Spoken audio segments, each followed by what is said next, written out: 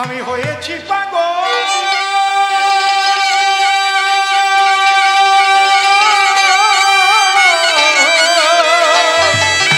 আর হব কি পাগল হতে আমার বাকি আছে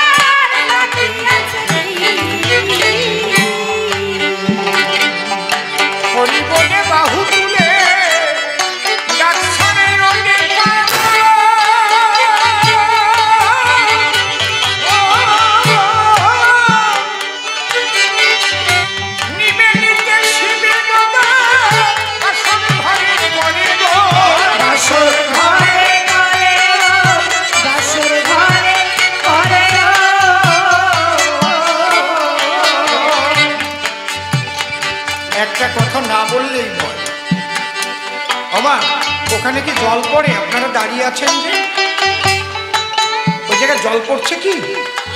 তাহলে আপনারা বসুন না।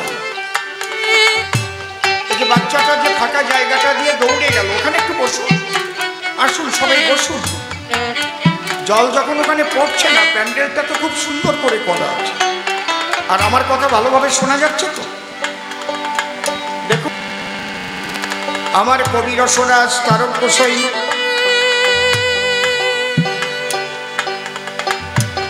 তিনি কিন্তু কাউকে অসম্মান করে কখনো কোনো কথা বলেন নাই।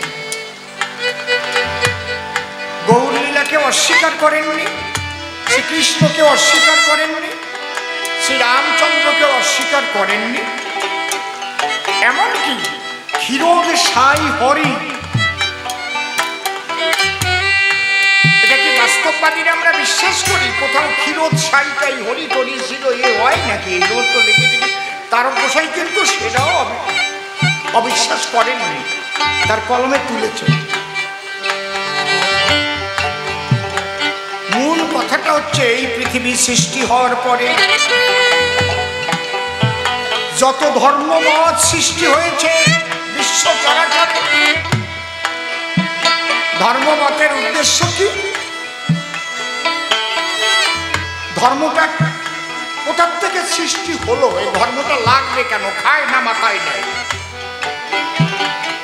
যখন মানুষের মধ্যে একটা প্রশ্ন জেগেছে, কি আমার মাথা, আমার হাত, আমার দাঁত, আমার দেহ, তাহলে অল বডি যদি আমার হয়, তাহলে বডিটা তো আর আমি নয়, একটা আমির উপর দাঁড়াইয়ে এই আমার শব্দটা বলা হচ্ছে।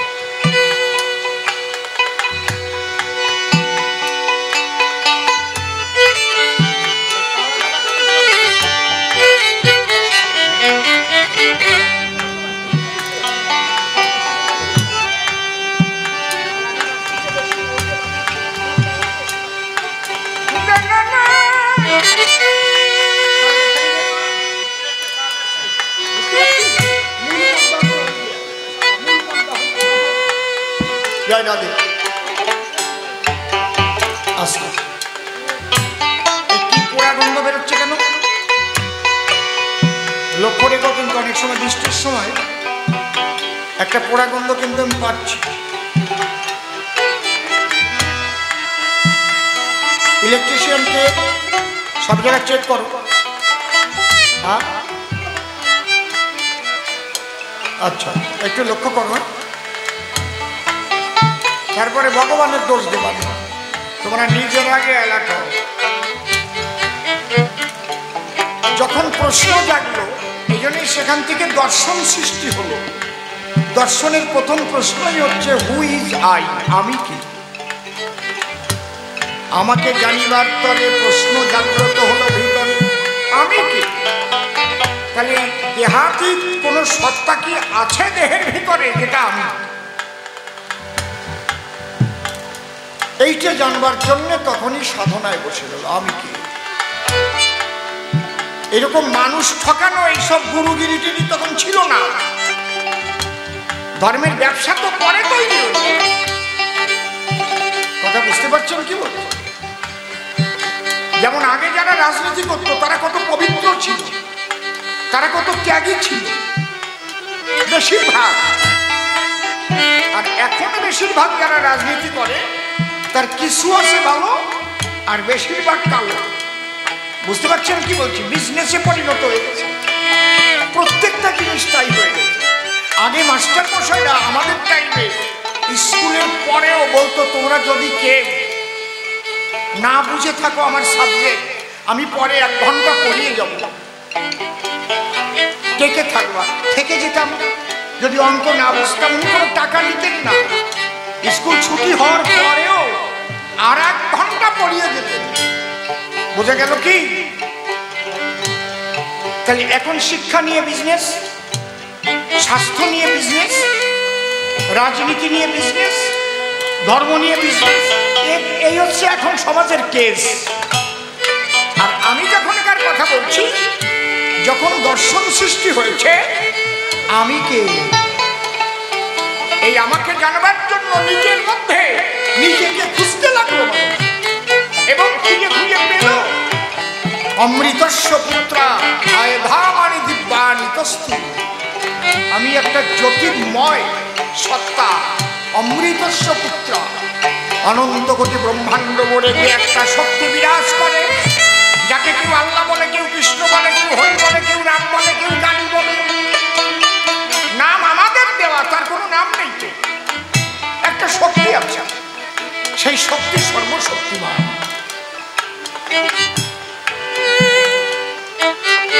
যতদিন মাইক্রোস্কোপ তৈরি না হয়েছে ততদিন ভাইরাস বলে কিছু জগতে ছিল, মানুষ জানতো। ভাইরাস কি অনুবীক্ষণ দিয়ে দেখা যায়? শক্তিশালী অনুবীক্ষণ দিয়ে দেখা যায়? কখনো নয়, মাইক্রোস্কোপ দিয়ে দেখতে হয়, ইলেকট্রনিক্স অনুবীক্ষণ। তাহলে আমরা কেউ ভাইরাস দেখি নাই, কিন্তু করোনারে ভয় পাই। কেন পাই? ও যে কেমন তা তো জানলো না, নারী না পুরুষ না ইসরিয়া, ভয়তে সারা পৃথিবী কাঁপতেছে। আমেরিকানরা আগে দেখা হলে সুমো খাত, 27 সুমো খাওয়া বাদ হয়ে গেছে, এখন আর কেউ সুমো খায় না। আগে দেখা হলি, এখন আর মুখের দ্বারে মুখ নেয় না। প্রেমিক প্রেমিকাও ভয় পায়। করোনার টাইমে সুমুয়া বউ টাইমে যে স্বামীরে মুখ নীতি দেয় নাই, তোমার গা গরম সরো। কি মিথ্যে কথা কইছি? কি মিথ্যে কথা কইছি? হ্যাঁ, আমি ওইরকম টাটকা কথাই কই। কেন এত ভয় কেন? করোনা দেখছো? মনে করো মাইক্রোস্কোপ তৈরি হয় না, তখন ওই করোনা ছিল। আমার বন্ধু খোকন, এখন বুঝি করোনায় মারা গেছিল। এখন বুঝি 7-8 দিন জ্বর, ওই হাড়িতে নাই নাই শাপলা বানিয়ে সব সময় মাথায় জল দিচ্ছে। তখন বলতো কালো জ্বর। নিম্নি সিদ্ধে বেলের পাত আমগুজার কল্পনা, তাই পাশান বানাইয়ে ওটা সারত আর ফেরাই মরত কালো জ্বর। বুঝেছেন কি কইছে? কেউ তখন কেউ জানতোই না যে ওটা ভাইরাল ফেভার। তাহলে প্রত্যেকটা জিনিস আমি যে পর্যন্ত জেনেছি সেই পর্যন্ত আমি বলতে পারি, যে পর্যন্ত আমি জানি না। আমার গুরুদেব শ্রদ্ধেয় রসিকলাল সরকার বলতেন, এই তোমার গরিমানা, যে পর্যন্ত হাতে নাগাল না পাও ও জায়গায় চুল করতে যাইয়ে না। আমাকে অভ্যাস হচ্ছে হাতে নাগাল পাই না, সেই জায়গায় চুল করতে আর বেজাল লাগাবো। বুঝেছেন কি কইছে? আমার তার পোষায়। তিনি কি লিখলেন? হরি বলে বাহু দিয়ে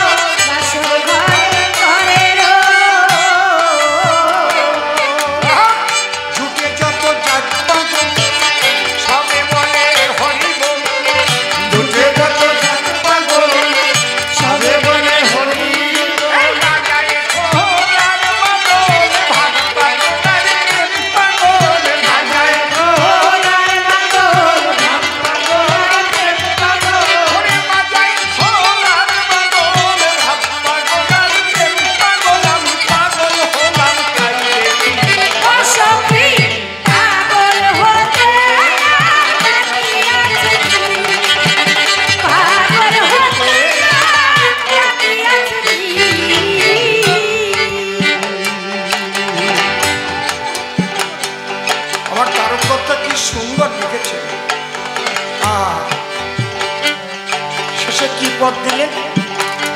মন হয়েছে হন্যে পাগল, বিষ্ণু কইলে কি করে?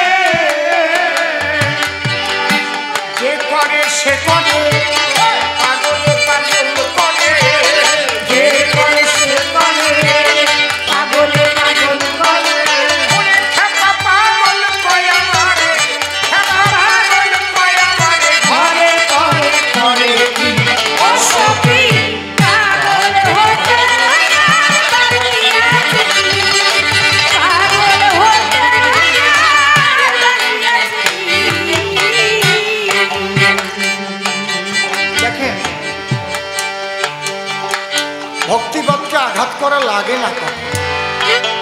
ছোট বাবা গুরুচাঁদ ঠাকুরের যে বাস্তব দর্শন, দলিত পতিত লাঞ্ছিত বঞ্চিত সমাজের মানুষকে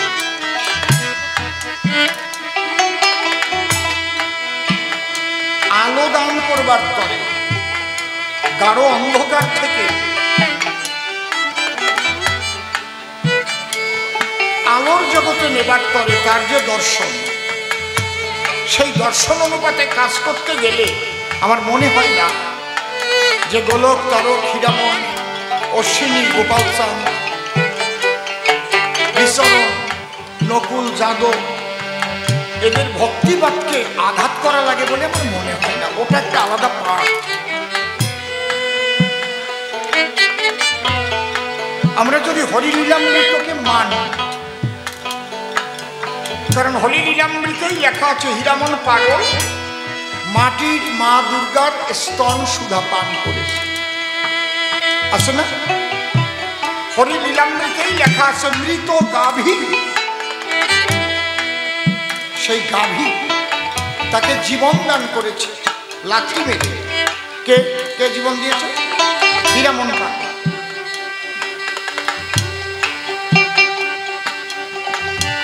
আমরা গান গাইতে গেছিলাম বাবা, ওই যে নকশাল বাড়ির ওইদিকে কি যেন জায়গাটার নাম, বাতাস।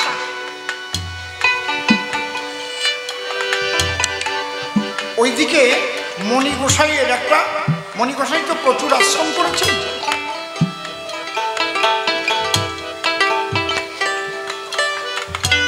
ভক্ত আছে ওখানে, বেশ অনেক ভক্ত আছে। আমি যখন প্রথম গেলাম সম্ভব ওই ভক্তটা অনেক উঁচু লম্বা, ঢাকাই এলো, নামটা মনে আছে, নিরঞ্জন এই টাইপেরই নাম। উনি আমাদের জন্য এক বালতি রাজভোগ নিয়ে আসছে। আমি বললাম আপনি কে? আপনাকে চিনি না, আপনি এইভাবে এক বালতি রাজভোগ নিয়ে এলেন? তখন উনি কেঁদে ফেললেন, বলে আমার স্ত্রী মারা গেছিল। উনি কিন্তু হরিচাঁদের মতুয়া ছিলেন না। স্ত্রী মারা যাওয়ার পরে যেমন উঠানে নিয়ে ঢেকে রাখে, সবাই গিয়ে ফুল দেয়, গ্রাম হলে কাঠ পাড়ে, চলা করে, পোড়া। মণি গোসাই ওই গ্রামে এক শিষ্য বাড়ি, ওই কান্নাকাটি শুনেছে। সবাই বলছে ওই বাড়ি একটা অল্প বয়সী বউ মারা গেছে, মরিয়ে গেছে, চল তো যাই। মণি গোসাই সেই মরা মানুষ বাঁচিয়েছিল, শুধু বলেছিলেন তন্ত্র মন্ত্র কিছু না, যে তোরা জয় ডাক্তার নিশান নিয়ে আর হরিনাম কর, আর কিছু না। আমরা নিজে গিয়ে দেখে আসছি, আমি ঠিকানা দিয়ে দেবো, চলে যাবো। যদি মিথ্যা কথা হয় গ্রামবাসী তো সবাই জানে, বিরাট গ্রাম, একেবারে নেপালের বর্ডার। আর সেখানে আমাদের গোপালগঞ্জের লোক নাই, সব ঢাকাই লোক, এবং কপালি সম্প্রদায় বেশি। খালি মণি গোসাই হরি নামের বলে মরা মানুষ বাঁচিয়ে দিল। হীরামন পাগল না, মণি গোসাইও বাঁচিয়ে, কোনো তন্ত্রমন্ত্র না। কিন্তু এই যে হরি নামের বারংবার তার যে ভক্তি, এই যে তার ইচ্ছা শক্তি, ওই ইচ্ছা শক্তির দ্বারাই শ্রী হরি ওই মৃত ব্যক্তিকে প্রাণ দান করেছেন।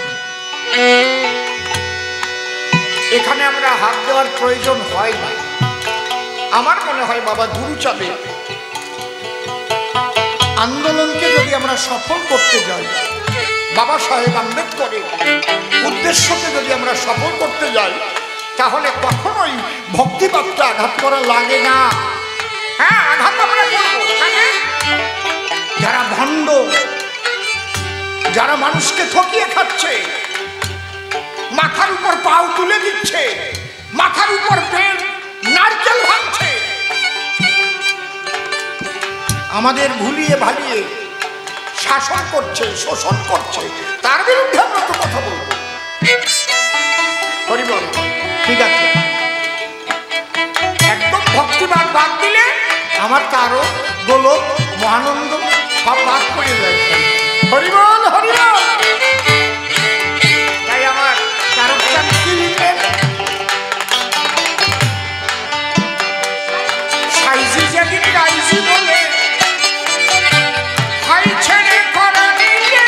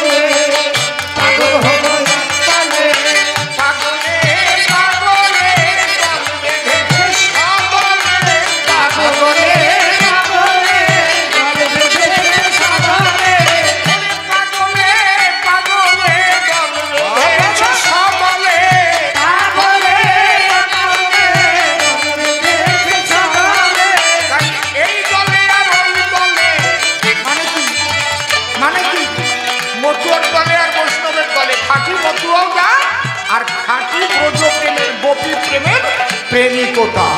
কিন্তু ভণ্ডামি যারা করে তারা না, কথা বোঝা গেল, নিজের বউ ছাড়িয়ে দিয়ে আরো দুদিন সাথে দিয়ে টিকটি একটা রাখে থান একটা বলে হরে কৃষ্ণ হরে আমার গতি যেন বলে না, ও না, ও জায়গা আবার বলছে না না না না, আমার অশ্বিনী করতে বলছে, আমার হরিচাঁদের অপর লীলারে লীলা বোধ সাধ্যতা লয়ে নিজ নারী ব্রহ্মচারী এলেন ঘুষাইতে বেবিচার। বোঝা গেল?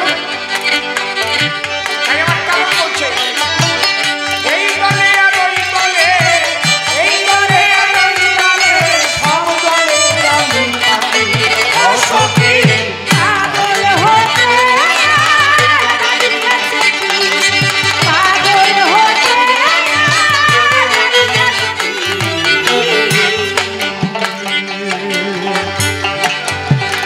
ঊর্ধ্ব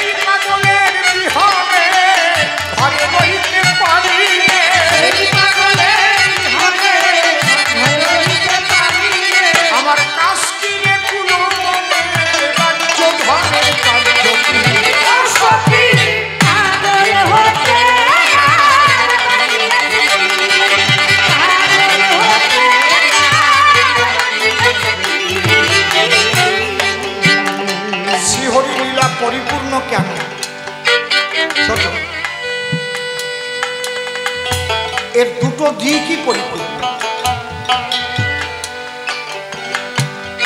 দেখেন এখানে তার গোসাই লিখলেন রাজ্য ধনের কার্য। আবার গুরুচাঁদ ঠাকুর বললেন যে জাতির রাজা নাই সে জাতি তাজা নাই। বাস্তবে তাই, দুটো পাঠ। যারা ভাবের ঘরে পাগল তারা কি রাজনীতি করতে যাবে? কি কথা কও না কেন? বুঝেছ কি করেছে? তাহলে রাজনীতির একটা দিক থাকলো, বাস্তব উন্নয়নের একটা দিক থাকলো আমার গুরুচাঁদের, শিক্ষার আন্দোলনের একটা দিক, শিক্ষা জাতির মেরুদণ্ড, আর একটা ভাব জগৎ, অধ্যাত্ম জগৎ। কারণ এই মানুষগুলোর দ্বারাই মানুষের মানসিক পরিবর্তন। আর যদি সত্যি সত্যি মানসিক পরিবর্তন না আসে, সে যদি গদিতে গিয়ে যদি বসে, সে যদি ক্ষমতা পায়, তাহলে চুরি করে ভাগ করে দেবে, কেউ ঠেকাতে পারবে না, কেউ ঠেকাতে পারবে না, সে যে দলেরও। কারণ তার জীবনের আদর্শ ঠিক নাই। কেন ঠিক নাই? সে আদর্শবান কোনো ব্যক্তিকে ধরে নাই, এই জন্য ধরা মরা। কথা বোঝা গেল কি? একবার 1 মাস রাজ্য সরকার, এই রাজ্য পুলিশ দিয়ে আমাকে সিকিউরিটি দিয়েছিল, ছোট একজন উনি সাব ইন্সপেক্টর ছিলেন, তাই না? থানাটা কি থানা? Regent park. 1 মাস আমি একটা চা খাওয়াতে পারি না এই পুলিশটা। আমি শুয়ে পড়লি রাইফেল নিয়ে আমার মাথার ধারে বসে থাকি। আমি তখন জিজ্ঞেস করলাম, উনি মুসলমান, যে আপনি একটা চাও আমার খেলেন না। বলছে আমার যিনি, আমি যার কাছে মুরিদ হয়েছি, মুরিদ মানে যাকে গুরু করেছি, মুরিদ হওয়া মানে দীক্ষা নেওয়া, আমার সেই পীর সাহেব, আমি যখন 1 চান্সে পরীক্ষা দিয়ে সাব ইন্সপেক্টরে পাশ করলাম পুলিশে, আমি জয়েন্ট লেটার নিয়ে পীর সাহেবের কাছে গেলাম, তার চরণে চুম্বন করে, ওনারা প্রণাম করে না, চুম্বন করে। আমি বললাম এই তো আমার পুলিশের সাব ইন্সপেক্টরের চিঠি আসছে, কি করব? তা আমার পীর সাহেব বলেছিল করতে পারিস, আমাকে কথা দিতে হবে, যেটুকু বেতন পাবে তাই দিয়ে সংসার চালাবি, বাকি কারো এক কাপ চাও খেতে পারবি না, যদি পারিস তাহলে এই চাকরি কর, নয়তো যাইস না, ওই চাকরি ভীষণ খারাপ। বলে আমি তার চরণে চুম্বন করে কথা দিয়ে আসছি, তাই আপনার একটা চাও আমি খেতে পারবো না, বলে চোখের জল ছেড়ে দিচ্ছে। সেও একজন সাব ইন্সপেক্টর, এমন একজন মানুষকে সে ধরেছে, তার অসৎ বৃত্তি তার সাথে দূরে চলে গেছে, তার বাক্যটা পালন করছে। আমার সাধু গোসাই পাগল যারা মানুষকে সেই আধ্যাত্মিক চেতনার দ্বারা পরিশুদ্ধ করে। কথা বোঝা গেল? আর বাবা গুরুচাঁদের আদর্শ নিয়ে আমার যুব সমাজ সেই আদর্শ প্রতিফলিত করবার জন্য তারা আন্দোলন। সবাইকে আর সাধু পাগল গোসাই হয় নাকি? কিন্তু তাদের দরকার, তাদের অলৌকিকত্ব না হলে তোমার এই নাম প্রচার হবে না। এমনি এমনি অত আশ্রম করেছে মণি গোসাই, এই পাগলদের এমনি এমনি এত শ্রদ্ধা করে মানুষ, এদের মুখের বাক্যে কাজ হয়, বন্ধানারীর সন্তান হয়, কঠিন ব্যাধি থেকে মুক্তি পায়, খালি একটু ধুলো দিয়ে দেয়, এ বাবা হরিনাম কর, হরি বল হরি বল। এই যে শোন, এই কয়টা কথা পাইয়ে চলিস, লয়ে নিজ নারী ব্রহ্মচারী সচ্চরিত্র রবে, হাতে কাম মুখে নাম সদা সত্য কথা, পরসতী পরপতি কবু না স্পর্শিবে, তুমি না ডাকিলে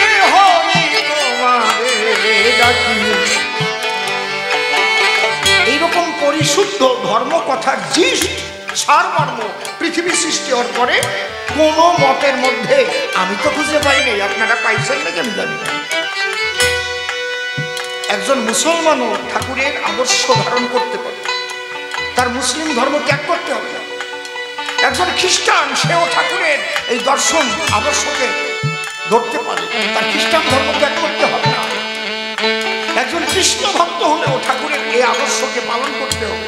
যদি করতে পারে সারা পৃথিবীর মানুষ সুন্দর হবে, পরিশুদ্ধ হবে, পৃথিবী স্বর্গধাম হয়ে যাবে। এমন আদর্শ হরি ঠাকুর দিয়েছে। আমি বলবো না তুমি আচার মালা নিয়েই চলে আসো, আচার মালা তোমার নিতে হবে। ঠাকুরের বাণী কয় না একটু বানিয়ে চলো। লয়ে নিজ নারী ব্রহ্মচারী সচ্চরিত্র রবে, তখনই এর ব্যাখ্যা তোমাকে করতে হবে। নিজের নারীকে নিয়ে কি করে ব্রহ্মচর্য পালন করা যায়, বেভিচারে যেন পিতৃধন নষ্ট না হয়। ওই ধন সর্বশক্তির মূল। অনেকে ম্যাগনেট খুঁজে বেড়ায়, ওই যে ম্যাগনেট পিলারের মধ্যে, ম্যাগনেট নিজের মধ্যে তৈরি হয়। ওই পিতৃধনের মধ্যে দিয়ে ম্যাগনেট তৈরি হয়। বুঝতে পারছেন কি বলছেন? এমন একটা পাওয়ার ভিতরে তৈরি হয়, যার একটা বিন্দুর দ্বারায় স্পার্মার ওভাম শুক্রাণু আর ডিম্বাণুর মিলনের জায়গা কাম করলো। আর ওর মধ্যে এই দেহের সমস্ত পার্টস কিন্তু ছিল। আহারে কি শক্তিশালী, কত বড় শক্তি সম্পন্ন ওই বিন্দুটা, ভাবা যায় ওর মধ্যে কি শক্তি। তাহলে ওই বিন্দু আমরা কত নষ্ট করে ফেলি যৌবন বয়সে। এই বোধটা জাগাতে হবে যুব সমাজের মধ্যে, তাই নয় সে শক্তিহীন হয়ে যাবে। ব্রহ্মচর্য লয়ে নিজ নারী ব্রহ্মচারী সচ্চরিত্র রবে, হাতে কাম মুখে নাম, সদা সত্য কথা কবে। পরশতী পরপতি কবু না স্পর্শে, তুমি না ডাকিলে ও হরি তোমারই ডাকিবে। আমরা কি বলতে পারি না বিশ্বের দরবারে গিয়ে, সমস্ত মানুষের কাছে গিয়ে, তাতে কি সবার আচার মালা নিতে হবে? ও পাগল কি কও, তুমি কি কও? আর আমরা গুরুচাঁদের যে আদর্শ সেটা কি আমরা মানুষের কাছে বলতে পারি?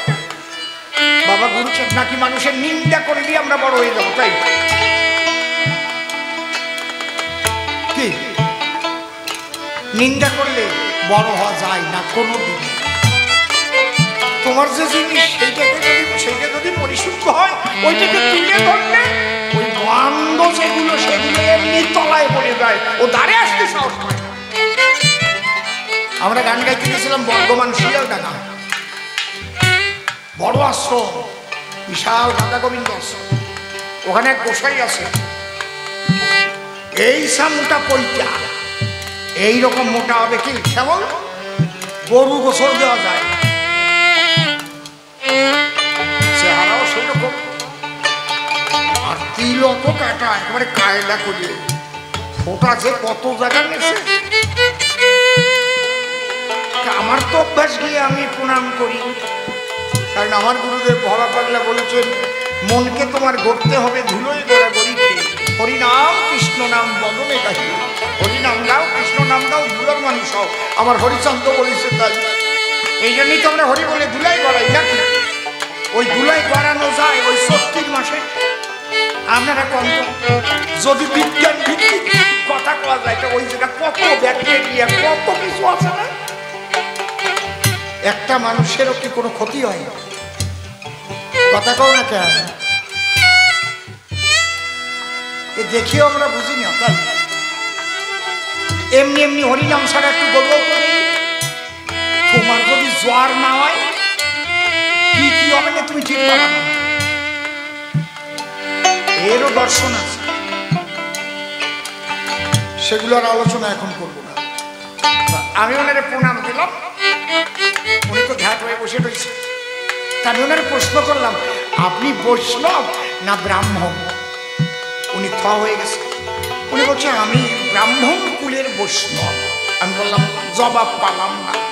জবাবটা হয়ে গেল এটা কি সোনার বাটি না পাথরের বাটি? আপনি তো জবাব দিলেন সোনার পাথরের বাটি। আমাকে বলছে আপনি এ কথা কেন বলছেন? আমি বললাম আপনি যদি ব্রাহ্মণ হন তাহলে আপনি বৈষ্ণব নন,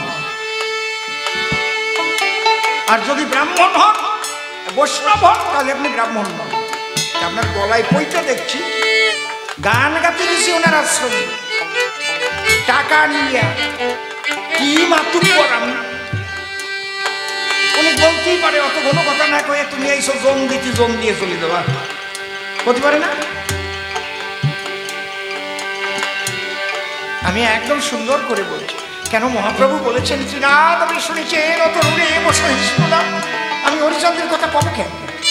ওই যে দিয়েই ওই দিয়ে রেখো পাবো। ত্রিনাথ আমি শুনেছেন অত রুড়ি বসে না, অমানীন মানদান কীর্তনীয় সদা। তাহলে বৈষ্ণবের যে ভাব থাকবে, আমি আপনাকে প্রণাম করেছি, আপনি আমাকে প্রণাম করতে পারেন নাই, আপনার মনের মধ্যে বোধ আছে যে আপনি ব্রাহ্মণ কুলে জন্ম নিয়েছেন, আপনার গলায় বইতে আছে আমি নমঃশূদ্র, এই জন্য আপনি আমাদের প্রণাম করতে পারেন নাই। কিন্তু বৈষ্ণবত্ব যদি আপনার জাগত তাহলে হাড়ি মুছি লোক চন্ডাল সবার চরণ ধুলি আপনি দিতে পারতেন। ত্রিনাথ আপনি শুনেছেন, তিনের মতো শুনেছেন। এইবার কোন আপনি বৈষ্ণব না ব্রাহ্মণ? কারণ আপনি যদি ব্রাহ্মণ বোধ থাকে তাহলে আপনি আমার নমো দেখবেন, ওরে জ্বালিয়ে দেখবেন, ওরে পোদ দেখবেন, ওরে মেথর দেখবেন। আর যদি বৈষ্ণবত্ব প্রাপ্ত হয় তাহলে সবার মধ্যে সেই ঈশ্বরের স্বরূপ দেখতে। উনি আজকে উঠে গেলেন, মিনিট 10 মধ্যে পইতে পইতে ছিঁড়িয়ে বুড়ে কি সবল তুলুম করে আমার পায়ে পড়েছে।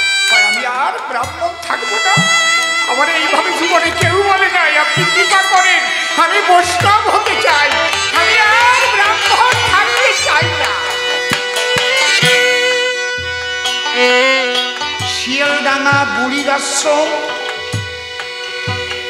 গৌরাঙ্গ গোস্বামী। গৌরাঙ্গ কয়ে দিলাম যে শুনি,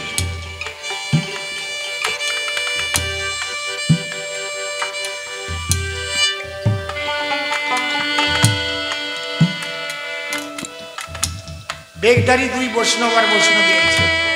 বৈষ্ণবের চোরা টোরা বানিয়ে বারান্দা বেরিয়ে গেছে, আর বৈষ্ণবীটা বেশ স্বাস্থ্য এত ভালো চেয়ারা, একবারে 12 পেয়ারা, শাখা টাকা সিন্দুর টিন্দুর কিচ্ছু নাই। আইসা আমার কাছে কিনছে, তুই তো মেলা দিনের পাপি, আমার সাথে আসিস, আমরা 2 মহাপাপী। আসলে একদম রাধে রাধে, আমিও প্রণাম করছি। আমি জিজ্ঞেস করলাম ওই বৈষ্ণব উনি কে? বলছে আমার রাধা রানী। তাহলে আপনি কৃষ্ণ? আচ্ছা, শাখাও নাই সিঁদুরও নাই, মানে আমাদের তো মালা চন্দন হয়েছে, আমরা প্রকৃতির স্বভাব গ্রহণ করেছি। ভালো কথা তো এটা, এটা তো চৈতন্য চরিতামৃতে লেখা আছে, প্রকৃতি হইয়া করে প্রকৃতি সম্ভাষণ, প্রভু কহে না হেরিব তাহার বদন, প্রকৃতি হইয়া করে প্রকৃতির সঙ্গ, দিনে দিনে বাড়ে তার প্রেমের তর্ক। আমি হরিচন্দ্রের কথা বলতে পাবো না, দেখো কি কায়দায় কি। এটা তো খুব ভালো কথা। তাহলে আপনি কি প্রকৃতির স্বভাব পেয়ে গেছেন? প্রকৃতির স্বভাব যদি আপনি পান তাহলে আপনার এইভাবে চোরা বানিয়ে ভিতরে ঢুকছে কেন? ভয় আসলে খুব বেশি হয় না বলেন? আমি মারে দাবড়ি দেখেছি, মা তুমি কও উনি কি প্রকৃতির স্বভাব পেয়েছে না পুরুষের স্বভাব নিয়ে তোমার কাছে যায় রাত্রি? কয় আমি মানা করি, উনি তা শোনে না। কয় নাই, আমি বললাম নরকে যাবা, নরকে যাবা, বিয়ে করো, শাখা সিন্ধু করো। ওই দুটিরে আমার বনগার বাড়ি নিয়ে মন্দিরে বসাইয়ে লোকজন নিমন্ত্রণ দিয়ে শাখা সিন্ধুটা নিয়ে বিয়ে দিছি, তাকে সন্তান হয়েছে। এখন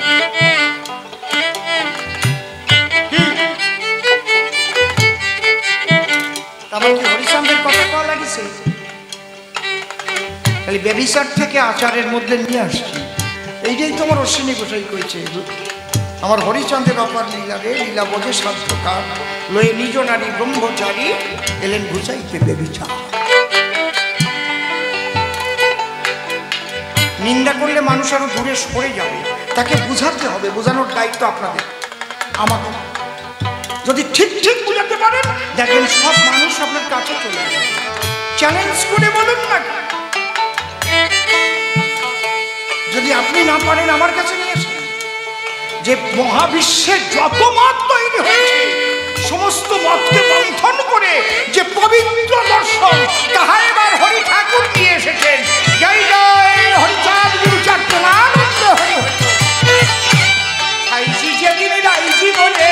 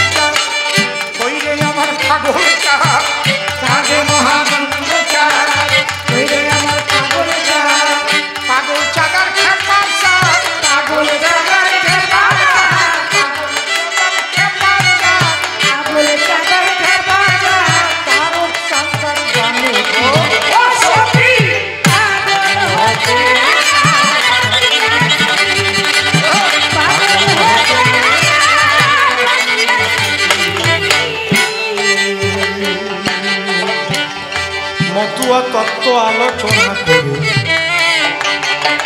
কহিলাম সভায়, মূলত মতু একটা গালাগালি ছিল মহাশয়। এর আদি শব্দ মাতোয়ারা, মাতোয়ারা থেকে মাতাম দেয়। মহাভাবে বিধাবিত হয়ে বিলাতে লুটায়, তাই দুর্মুখেরা দেখে তারা ওই গোপালগঞ্জের ভাষায় মাখিয়ে গেছে বলে মতুয়া মতুয়া কয়। তাই ভক্তেরা নালিশ করেছে হরিচাঁদের বিদ্যমান। এইভাবে আমাদের গালাগালি শুনতে হবে কেন? তাই শুনে বলেছি ঠাকুর হরিচাঁদ মতুয়া নামে আলাদা সম্প্রদায় হইবে আখ্যান। এই মাতোয়ারা থেকে মতুয়া, কিন্তু মূল হচ্ছে সূক্ষ্ম সনাতন।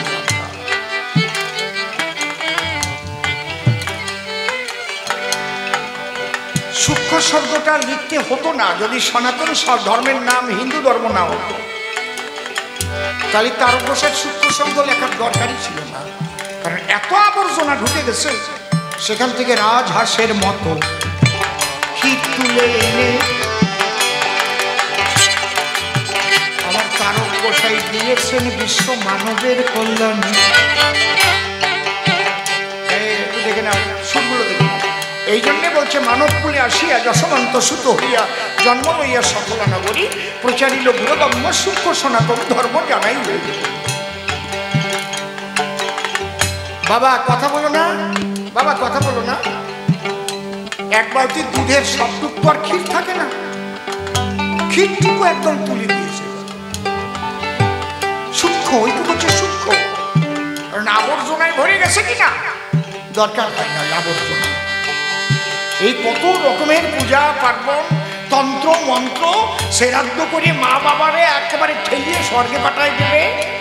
এই যে আবর্জনাগুলো ঢুকাইছে হিন্দু ধর্ম নামকে, আগে এগুলো ছিল না কোনোদিন। আদি সনাতনীদের মধ্যে ছিল না কখন, এগুলো ঢুকিয়েছে হিন্দু ধর্ম করে নামকরণ। কথাটা বুঝতে পেরেছে? যেগুলো একেবারে আননেসেসারি, অনর্থ, কিছু মানুষের উপরে এমন কিছু জিনিস চাপিয়ে দিয়েছে ধর্মের ভয় দেখিয়ে। আর এইরকম মিথ্যে কথা, এইরকম মিথ্যে কথা কেউ পারে নাকি ওই রকম মন্তর করে আত্মারে স্বর্গে পাঠাতে? কিন্তু আমাদের হাড়ে নাড়ে জড়িয়ে গেছে। হয়তো আমি আমার বাবা মরলে শ্রাদ্ধ করি নাই, আমি না করলে কি হবে? বাবা করেছে, আমার আর 3 ভাই, ওদের আমি বুঝতে পারলাম না। আর 3 ভাই ব্রাহ্মণ আনিছে করেছে, আমি যা খালি করি বেড়ে তোরা গে ভাল লাগে কর। আমার কথা শুনলি শুনলি, না শুনলি আমি কি করি? এতে কিছু হয় না। কিন্তু যদি পারিস 2 ফোঁটা চোখের জল দিয়ে ঈশ্বরের কাছে প্রার্থনা কর, হে ঈশ্বর আমার বাবা যদি ভুলক্রমে কোনো অপরাধ করে থাকে তার যত সাজা তুমি আমাকে দাও, আমার বাবাকে মুক্ত করে শ্রীহরির পদপ্রান্তে আশ্রয় দাও। চোখের জল দিয়ে ভক্তদের নিয়ে এই নিবেদন, এইগুলো একেবারে মিথ্যা জিনিস ধরে একেবারে আসে। এই জন্য সূক্ষ্ম শব্দটা তার ব্যবহার করতে হয়েছে, নয়তো করা দরকার ছিল না। বুঝেছেন কি বলছি? একটা রাগ রাগিনী এমন পেশা, সূক্ষ্মটুকু বাজাও বাবা, ঠিক কিনা? বাহ, সারে গা পাধা সা সাধা পাগা রে সা,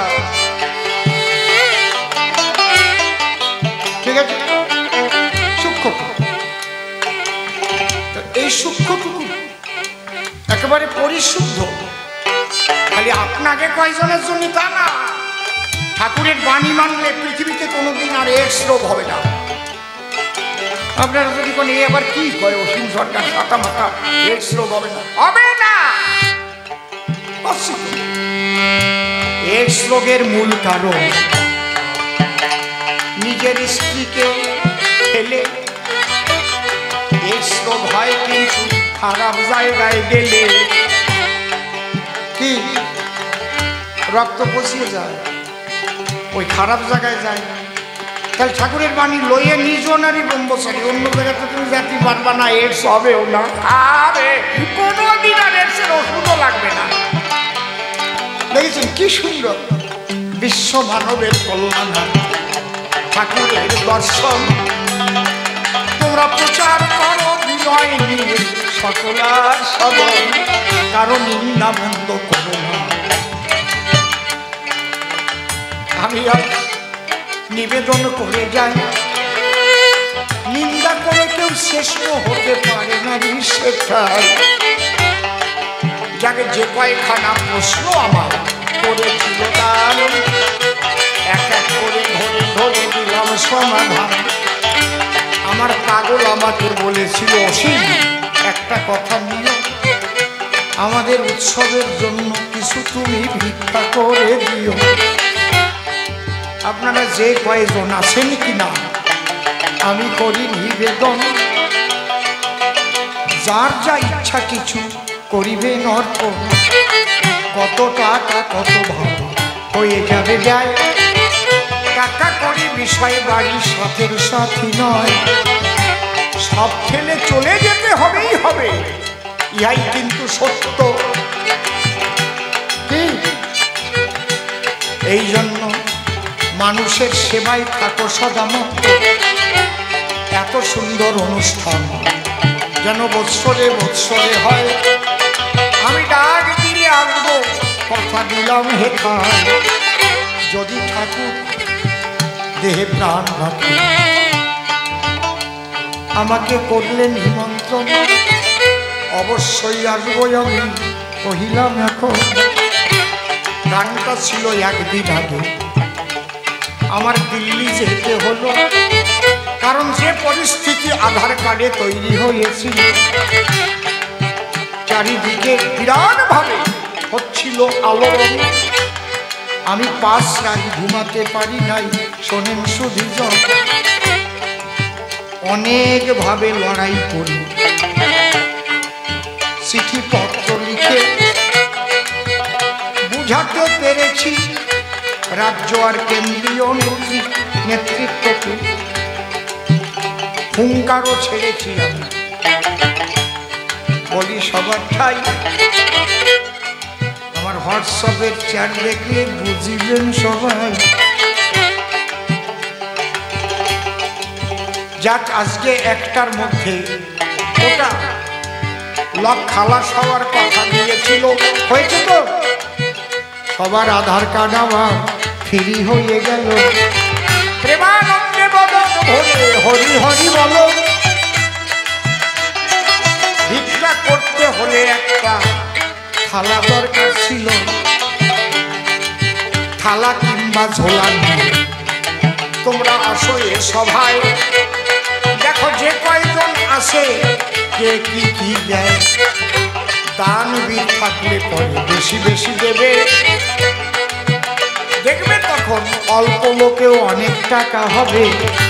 ও পাগল, পাগল কে করবে ভিক্ষে? একখানে থালা কিংবা ঝোলা নিয়ে মানুষের কাছে যাবে। কারো যদি ইচ্ছা করে আমার হাতে এনে দেবে। আমার হাতে দেবার মধ্যে থাকলে কোনো জন দয়া করে এই হাতে করে যান অর্পণ। বাবা, কত টাকা কত ভাবে ব্যয় হয়ে যায়। কি নাম? অভিজিৎ এসে এবার 20 টাকা দেয়। একটু বড় বড় নোট দাও। কি নাম? মনমথ মন্ডল মহাশয় 50 টাকা দিল। মায়েরা একটু জোরে জোরে উলুধ্বনি তোল। যুবরাজ কর্মকার 50 টাকা দিলেন। রিপন সাহা 20 টাকা দিলেন। অসীম রায় 50 টাকা দিলেন। মোহন দাস 100 টাকা দিলেন। গোপাল বিশ্বাস 100 টাকা দিলেন। তনয় মজুমদার, তনয় তনয়া তো নয়, তনয় তনয়া তো নয়, তোমাকে দেখে কিন্তু তনয়া তনয়া মনে হয়। 50 টাকা দিল।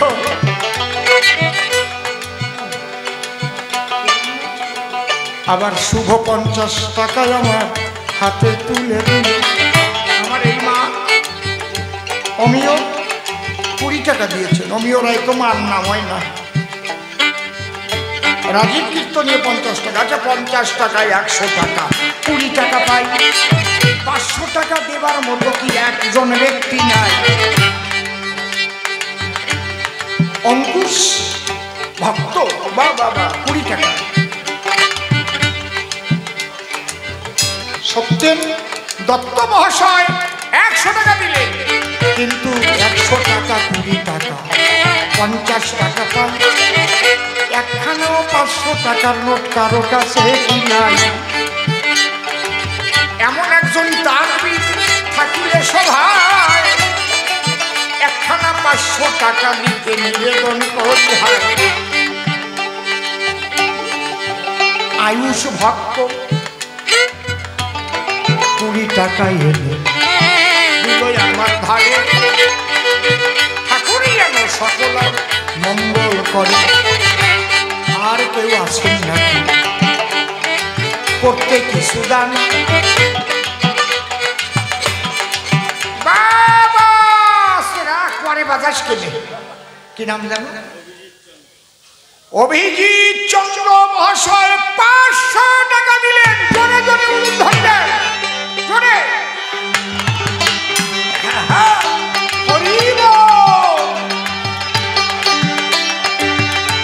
আচ্ছা, একজন যখন 500 টাকা আমার হাতে দিলে, 1000 টাকা দেবার মতো কেউ আসনে কি বলো? কেন যদি যাই আমি মানা করবো কেন? কেউ মনে মনে ভাবতে পারে অভিজিৎ বাবু 500 টাকা দেয়, আমি 1000 টাকা দিয়ে যাব, দেখাবো সবাই।